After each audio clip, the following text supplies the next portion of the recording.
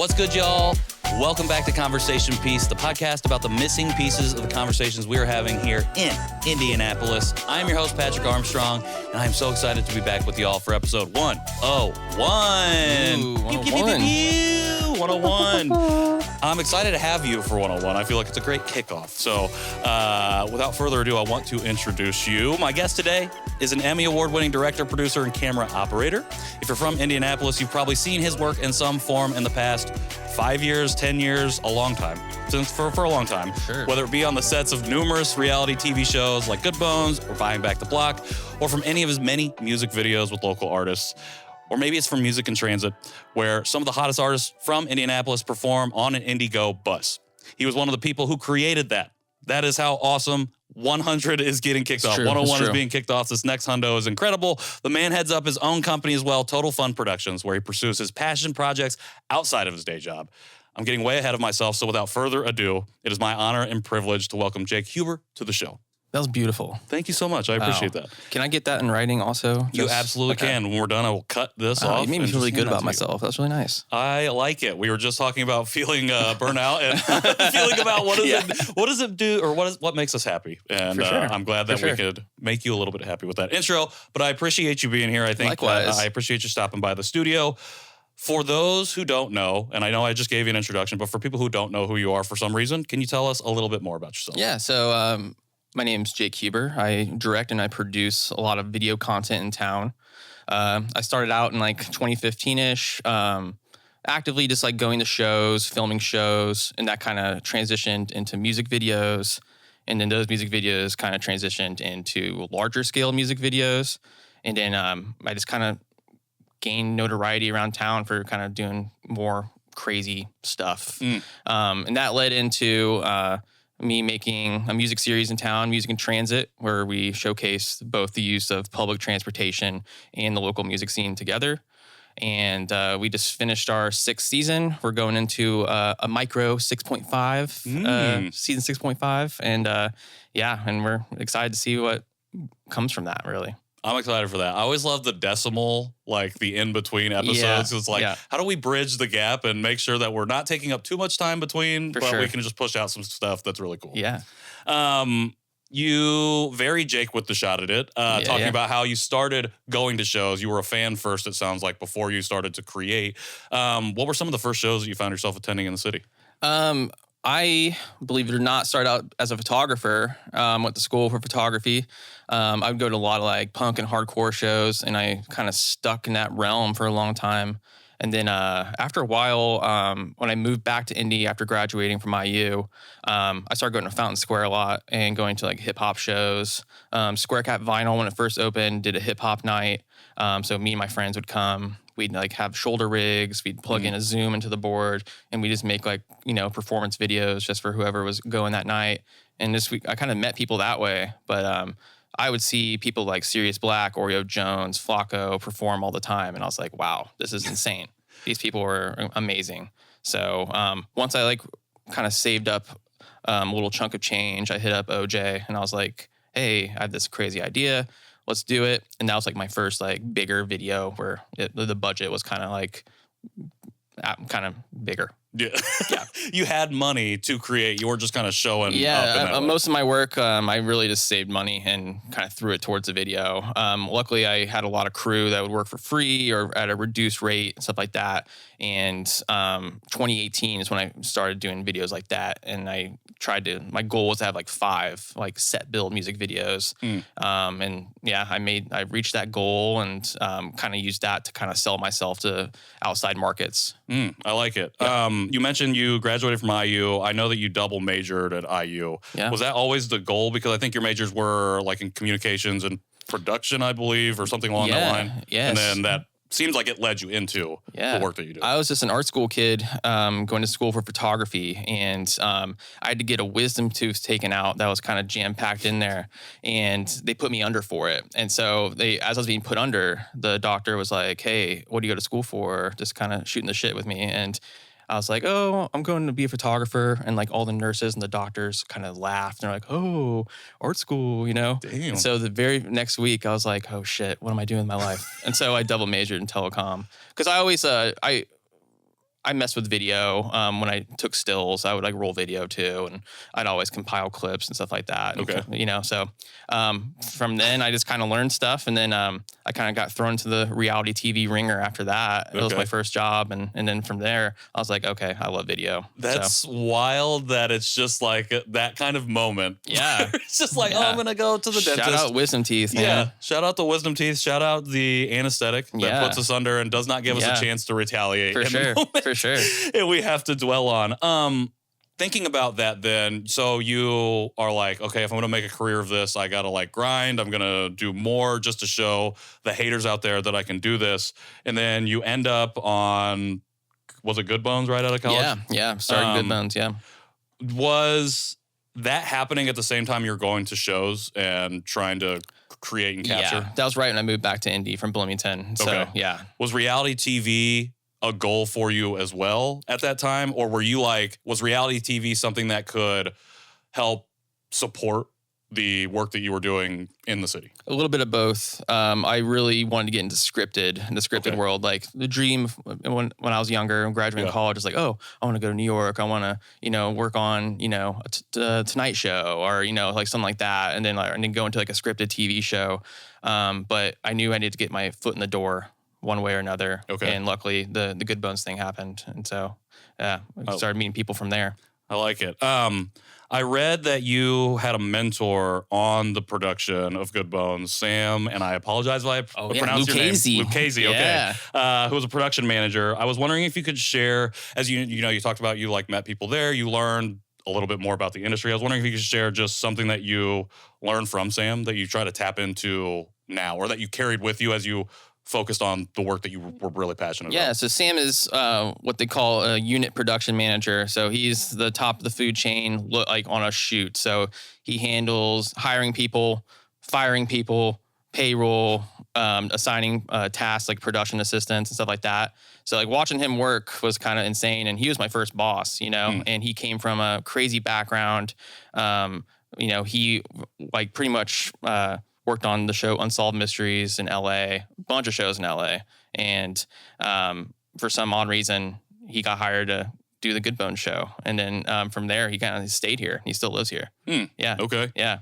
What about, is that a relationship that you still tap into today? Yeah. We hang out all the time. I like it. Yeah. How was that work? What were you taking from what you were learning on reality TV and implementing into your creative process around the music videos that you were shooting? We talked about it. We mentioned it a little bit earlier, but you're really interested. I think you're really passionate about building your own sets. I think that is something that I've read when I was doing the research on the work that you've done. What about the reality TV experience do you take from there when you go into, or when you were going into the first music videos and sets that you were building for that? Great question. The thing about reality TV that like is different than commercials or movie sets, stuff like that. Once you are in a show, you pretty much do every department. As a PA, you learn camera stuff, you learn grip and lighting, you learn just typical day-to-day maintenance, just to maintain a crew. So I just took what I learned from there. It was pretty much like going back to college. And from there, I would just take that and I would, hire out a crew of my own. And I was like, okay, I need a guy. I need a DP. I need an AC. I need a gaffer. And, I need a grip. And I need like 2 PAs, just like how the show was structured. Okay. And yeah. So the system, the framework of how you implement, and then the creative kind of comes from your own mind and you can put the creative into that framework. Exactly. Yeah. So speaking of said creative, you mentioned that one of your first big budget shoots was with OJ. Yes. Shout out OJ. I also read... Love you, OJ. Love you, OJ. I also read that you did a big shoot, and I thought this was your first one, but maybe I was wrong, was Sirius for Shogun. And so my question around this, and I guess my question even with the OJ shoot was, when it comes to creating or ideating around a video and then going to an artist and say, hey, this is what I have for you. Do you want to do this? What is that process like for you? Do you just have the idea instantly and you're just figuring out the edges? Or is it something that's just like a seed and then you kind of let it grow? It's always a little different. if I like somebody, I'll see if I can get their album way in advance, even if it's like rough demos, and I can come up with something. A lot of the time, it's like songs that are already out. For the Oreo video, he did a side project called Michael Raintree. It's kind of experimental, and I always saw this glass box truck driving around, owned by Violet Vintage at the time. I don't know if it's still there at the CCIC or the factory, whatever now, but I just was like, oh, it would be so cool to put a band or just somebody in this glass box truck and like drive it around Indy. And then I saw Oreo perform as Michael Raintree, and I was just like, oh, this song that I heard, I was like, oh, this would be perfect for it. So, yeah. I like that. Okay, you brought up Michael Raintree, and I'm going to bring this up now because I asked him about Michael Raintree then, and I guess as a fan of just Indianapolis music, but of Oreo specifically, can you give me your take on that experiment and what that is like to experience an artist that you're a big fan of stepping out of their own comfort zone from a person who helps not just capture that kind of experience, but who utilizes storytelling to help amplify that voice? I love the Michael Raintree project. I think anything OJ touches is gold. And the fact that he always incorporates some type of experimental stuff, even in his new album, there's like, traces of like cool ambient noise. Like, I'm butchering explaining like what I'm trying to say. But I think that's a great explanation. It's hard to explain because of what he taps into. But I see a little bit of that like leaking into Treese. And like this year, there was like a band or two this year, and like they're starting to like bring in more like not abstract, but just people that multi-genre stuff. And I think just introducing Indianapolis to more acts like that, which I think is cool. I like it. From a custom set build perspective, what's something important about that people like the layman like myself might not realize or not think about when they watch music videos? People out here be copying people. I'm not going to call anybody out, but it's happened. It's happened to me a bunch of times. It's happened to my friends a bunch of times. The safety of the set build, nobody can replicate it, So that was my big thing. I was like, I always wanted a Jake Keeper video to be like, oh, that's a Jake Keeper video. I didn't want it to be like, oh, I didn't want it to look like a run and gun or anything like that. You want to have your own distinct style. Yeah. How did you come to that? And is that something you're still developing, or do you feel like you've landed on, this is a Jake Huber video? Yeah. That's a good question.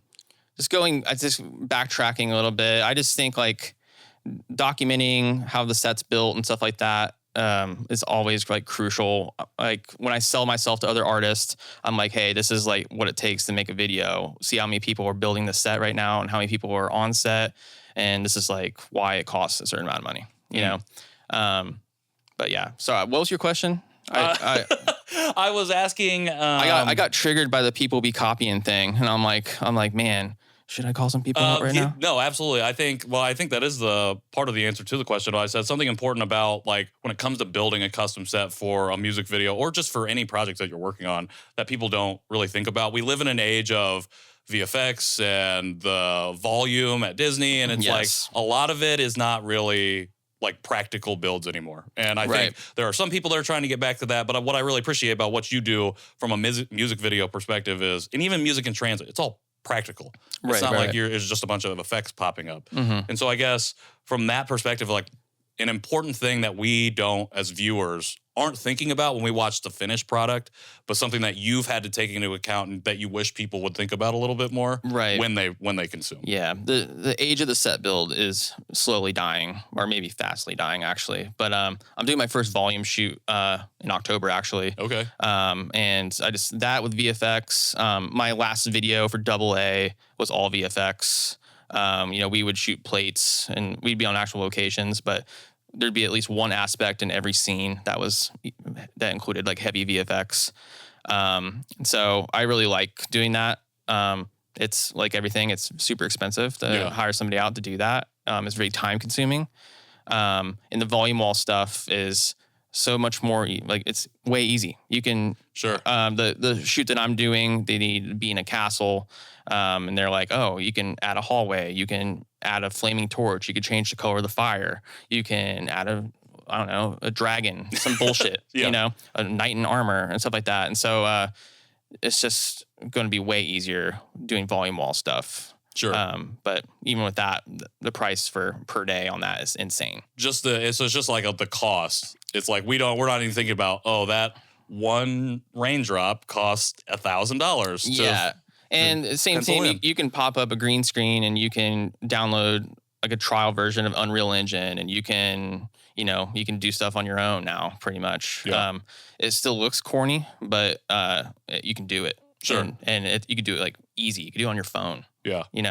What was the experience like doing the Wonderful shoot? And is that the first time that you really incorporated VFX that heavily into the work that you've done? So the idea of Wonderful came from me hating hanging mic videos. I think hanging mic videos are the worst thing to happen into the hip hop world. And because everybody does them, and forgive me for the originator of it. I follow them, and it's a cool idea. And I think that they should be the only person who does it. And that's, so people here do it. People are like, yo, give me $150. I'll do a hanging mic video for you. And I'm just like, dude, that's so unoriginal.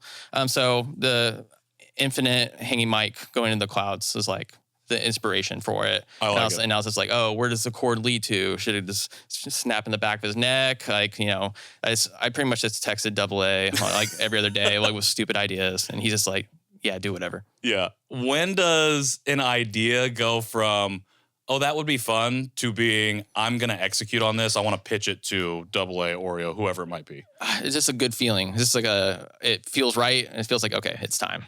And then how much does that change in the collaboration with said artist? It changes. Yeah. I mean, sometimes an artist will have an idea and I'm open to it. Yeah.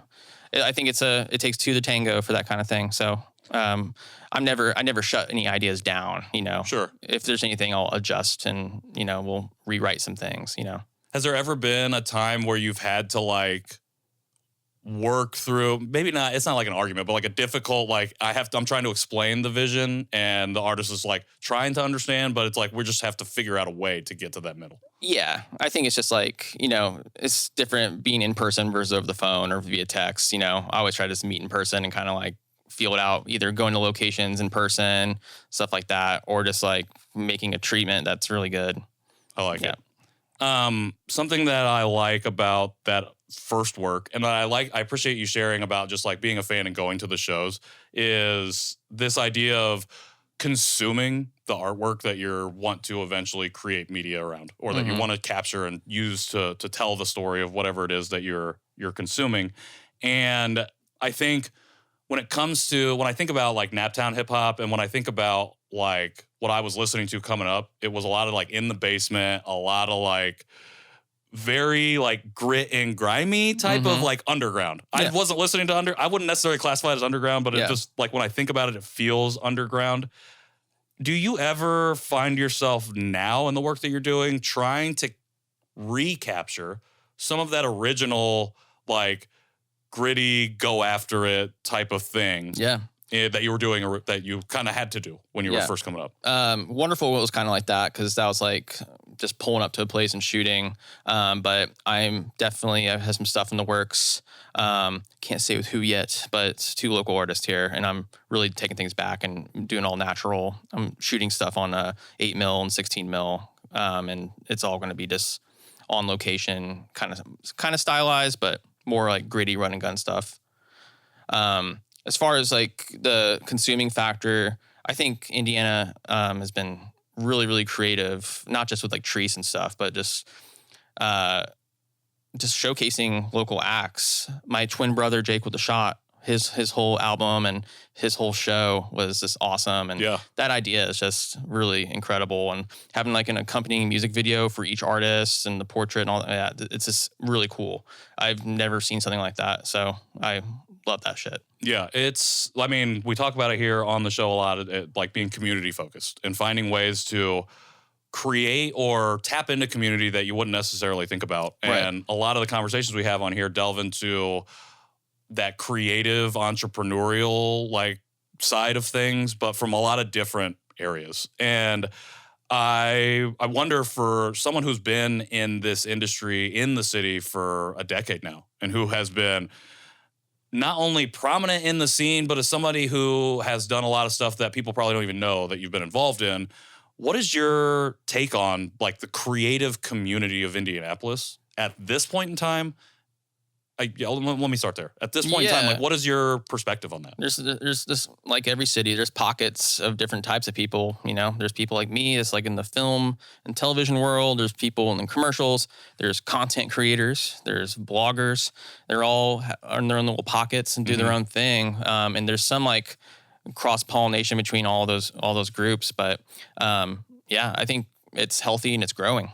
Do you think there's like, is it a healthy amount of cross-pollination? Do you think there's more cross-pollination that could be done to help from a visibility perspective, I suppose? Does that make sense? Yeah, it makes sense. I don't know.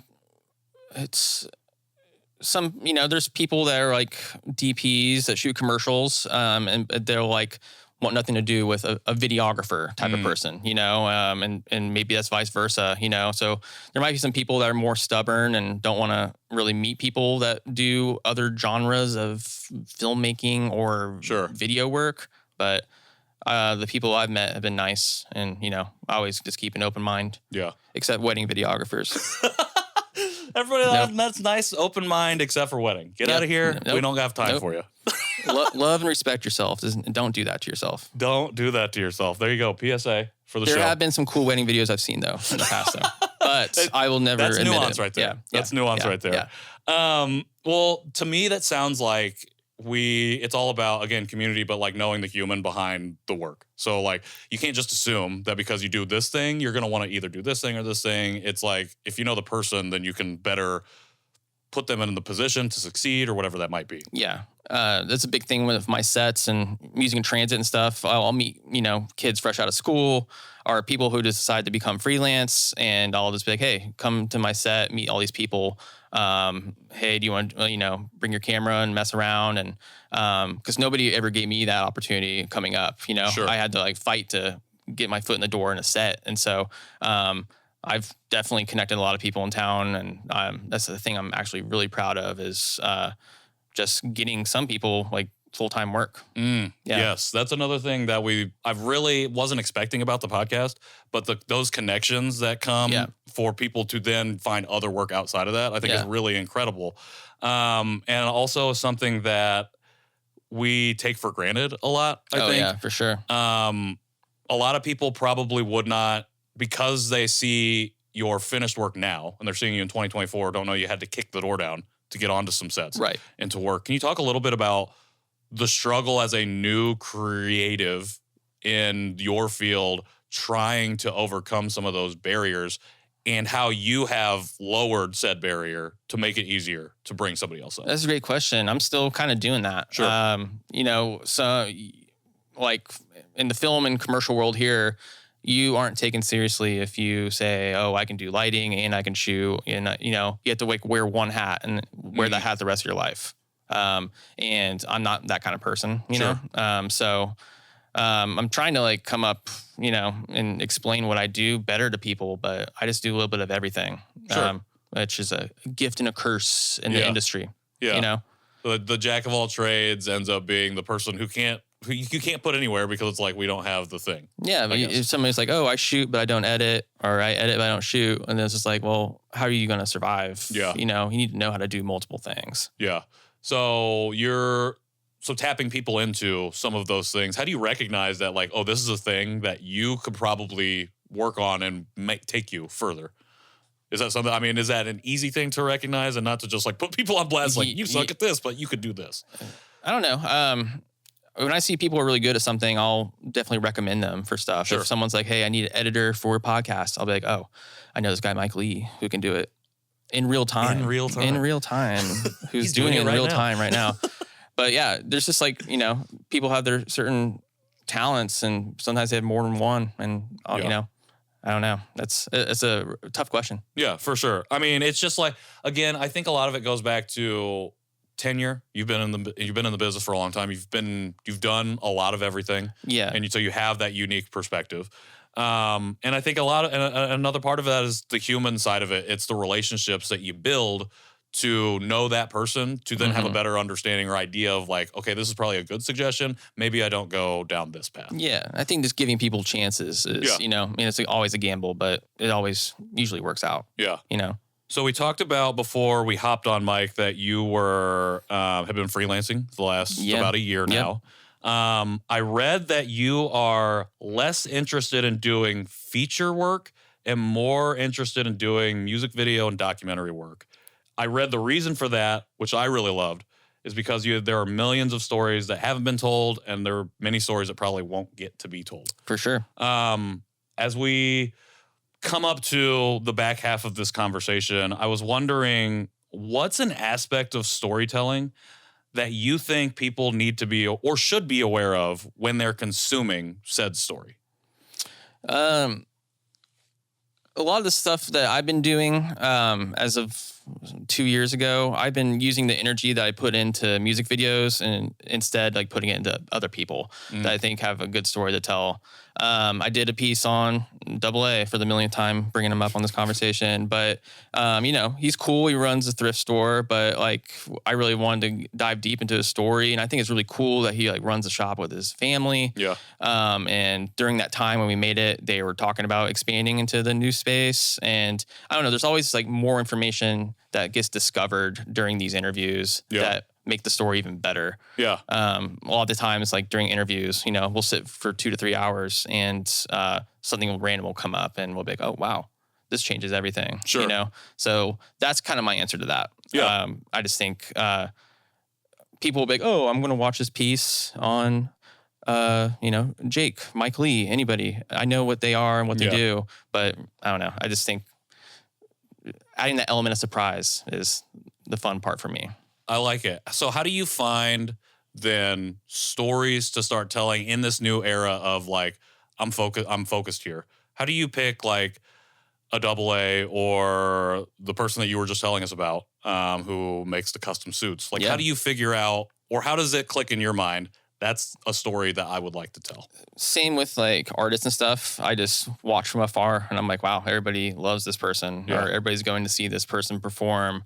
And there's just a lot of people here that do cool shit. Sure. Like I did a piece on Christian from Howlin' Hyde, who just is incredible at what he does. And he's doing the most ridiculous pieces for, you know, clients now, like celebrities, famous athletes, stuff like that. And then their store expanded also. And, you know, there's a lot coming with their company, that I don't know I should talk about, but they're killing it. And you know, I don't know.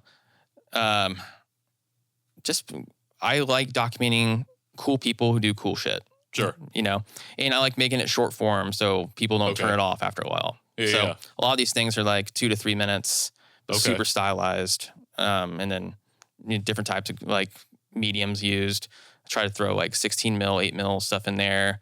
I'm doing this piece that's shot all on the Bolt robot for the sign painter in Fort Wayne. Okay. And then I'm doing a piece on Jerry Lee Atwood with my friends, who makes custom Western suits for literally almost 100 celebrities.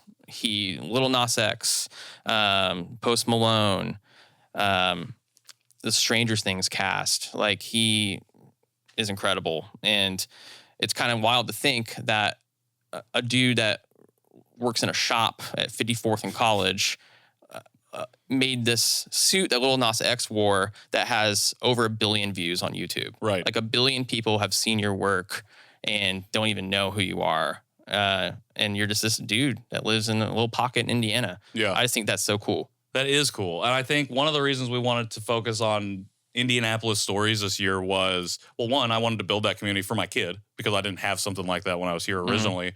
And two, because I just kept coming across people that were really cool.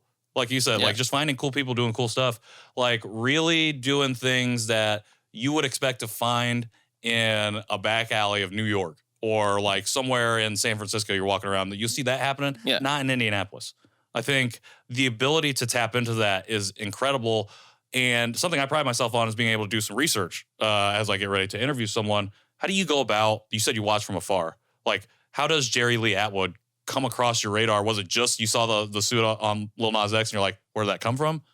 During COVID, over at CCIC, what's the name of that place now? Factory. I think it's Factory Arts. Factory Arts Space. Know. Circle Center. I don't know. Something with the circle. He came on my radar in a bunch of different ways, but the main way was during COVID, he made these like stylized face masks, and Vogue Italy came here and did a photo shoot at CCIC, and he made like the spread of Vogue, and I was just like, that's pretty nuts. I was just like, who is this guy? And I just some people have done like there's like a 10-minute documentary about him on YouTube, but it's very like scarce like info about him. Sure. Like, there's been a really good Indie Star article about him now and stuff like that. But yeah, I was like, oh man, I want to really highlight this dude. Well, I think that's why I appreciate what you do so much, because I feel the same way when I'm bringing guests on to the show. I'm like, I'm always going to Google. And then sometimes for some people who I'm expecting to see a lot, there's like 3 things. And I'm like, oh, that's very interesting. Yeah. And so it's exciting to be able to tap in to the context, because the show is about the missing pieces. But when I started to have these conversations, I was like, okay, I need to know a little bit about your backstory first before we can understand why you see this as a gap. Do you feel like you're helping people? Does it like feel good to help people? You know, it feels good. It definitely feels good to help people. Fourth Google, pop up. To be the fourth Google, it is. I mean, I won't lie, a little ego trip whenever I Google somebody's name and my thing comes up. No, but I think we're helping each other right now. I think we're helping. It's just another thing to add to the database. 100%. Yeah. Well, I mean, it's just, again, it's a little bit of community building, but I mean, selfishly for me, it's an opportunity to sit down and have a conversation and hopefully be able to share some of that stuff with a wider audience, not only in Indianapolis, but outside of that, because that's what I'm bringing to the context is people from everywhere but Indiana for some reason. So we're trying to make it work. There's so much cool stuff here. Yeah. And even going back to video content, like you've discovered so much just through other people's like content. Yeah, absolutely. Music in transit. People have discovered, oh, this is a local band that plays here. Oh, this is a local rapper that plays here. Oh, what's Treese? You know, and they use that as an avenue, and I think that's really cool that I've been able to help people do that. Yeah, I've helped people book shows because they never had a recording of their band or good audio of their band, and so that's one of my favorite things about being here is the community here. It's very supportive. Yeah. If you find the right people. For sure. You got to find the right people. Yeah. It actually brings up a question. So what's something that you, as a man of many hats in this business, what's the most random thing that you've had to do for somebody to either help them out or like you were just like, I was not expecting to have to do this in this role, but here it is? That's a great question. It's been a lot of weird stuff I've had to pick up on for like reality TV shows. A lot of weird people I've had to transport. Okay. God, the stories are endless. Man, I'm trying to think. Had to pick up some country kitchen for Mike Epps on the Mike Epps show. Okay. Which was kind of fun. I don't know. There's a really good answer in there. I just don't know. Okay, we'll get to it at some point. Yeah. Well, Jake, I appreciate you coming in, sitting down, and having this conversation with me. As we get ready to wrap here, I'm wondering what you have coming up the pipe that you can share with us, and like where is Music in Transit going? Because we've been mentioning that a lot. Like, what do you have that we can look forward to? Music in Transit's coming up. It'll already happen by the time this episode airs, but it's this weekend, Sunday and Monday. But we relocated the whole shoot to Hot Boys in Fountain Square. We're going to run everything through there, and there'll be live entertainment, DJs, stuff like that in between sets. It's going to be jam-packed this year. It's like 9 acts. They're the people who couldn't do it earlier in the year, and I'm really excited about like a bunch of these bands. They're people I've wanted to work with for a long time. And then, putting out some of these mini, documentaries. I call them just Total Fun Presents. And I'm doing one on Justin Lim, who's a sign painter in Fort Wayne. He makes really, really badass art in general.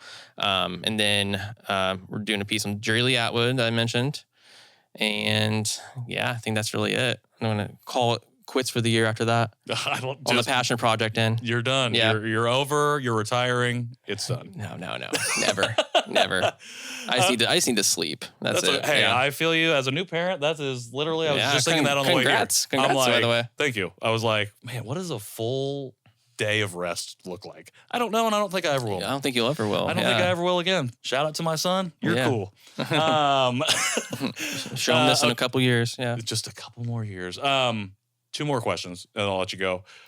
What is something, we've talked a lot about your experience, and I think we've kind of touched on a lot of different parts of that, but for somebody coming up in the business right now in any capacity, and they're just like, I don't even know where to start. What is one piece of advice that you're leaving them with as they navigate that journey?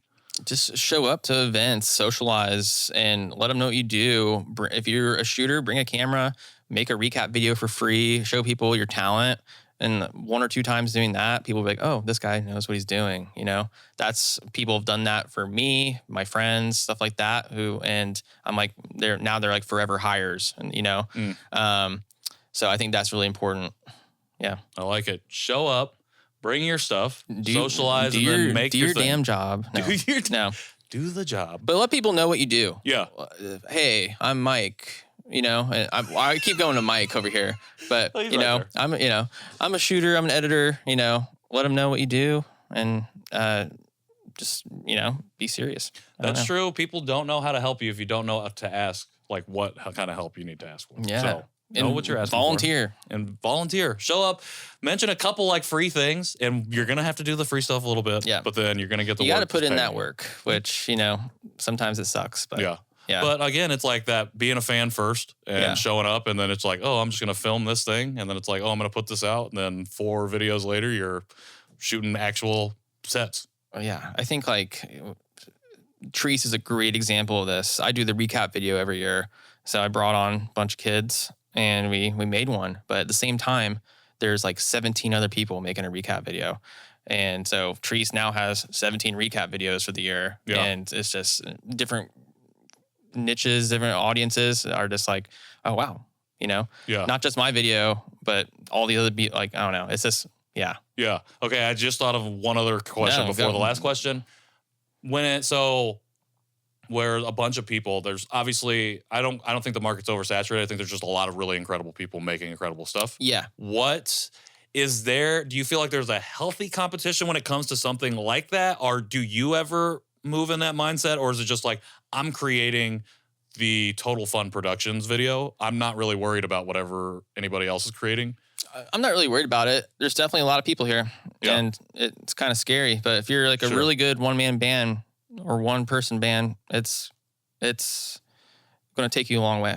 Yeah. You can do it. It's not impossible. It's not impossible. Yeah. As long as you're staying like super active and going to everything.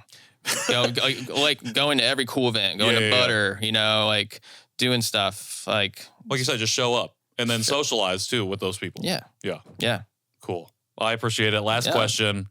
How do we support you? How do we follow you? How do we find you after this? Just hit me up on Instagram, _JCuber, and check out Music in Transit. That's like my big thing I'm super excited about. And so it's on YouTube under Square Cat Vinyl Video. And subscribe to it. Watch a few episodes. We've had like famous people on it. We've had people no one's ever heard of on it. And I think that's really cool. We just had Tank and the Bangas on there, which was an incredible experience. We had Duran Jones, we had Houndmouth, we had all these bands that just have huge followings. And then the same treatment that we give them, we give to, a single rapper, a 2-piece band, someone with an acoustic guitar. So every episode kind of, has the same flow, and, I just love it. As a fan, I love it to see artists get to be put in that position of just a little different. It's something that you don't see normally. Yeah. And it's cool. It's a challenge for them too. It's a challenge for us. Yeah. Like we've done an 11-piece band in there. We put the Indianapolis Symphony Orchestra in there. It's like, it gets cramped, it gets sweaty, it gets gross. But then all the footage was really good though. The orchestra one I did just read about. I think that's so interesting. And I think one of the quotes, I just have to bring this up now because you brought it up, is how you said it just like really made them like learn about themselves, right? Yeah. Taught them a lot about themselves. It was that, and They are the Indianapolis Symphony Orchestra for a reason. They're professionals. And if a single one of them messed up, they would start over. And it was like a 45-minute set. And I think they started over like 5 times. Damn. Everybody's shoulder was like sore after like shooting it. Yeah. Like it was like, holy shit. But man, it was such a cool, incredible experience. And yeah, shout out to the ISO. Shout out to the ISO. Shout out Nietzsche, Stapanukel, former guest. Yeah. And go check out Music in Transit. It is dope. And it's a really incredible representation of Jake's work, but also the people in the city who are doing awesome stuff in our music scene. Jake Huber, thank you so much for being here. Of course. Absolutely. For everybody else, at new episodes every Tuesday, wherever you get your podcasts and on YouTube, conversationpeacepod.com for the archives and everything else, including a few straggling 100 shirts if you are interested in those. At Conversation Peace Pod on all social media platforms. And make sure you give a shout out to our new logo and stuff that we have going on. The branding is updated because we're doing some really cool stuff. We also have an awesome announcement coming up for November, so stay tuned. Say it right now. What is it? Beep. And that was the announcement. Can't wait for you to hear it. Thank you for being here for that exclusive. For everybody else, I've been Patrick Armstrong, and this has been Conversation Peace. And until next time, see y'all soon.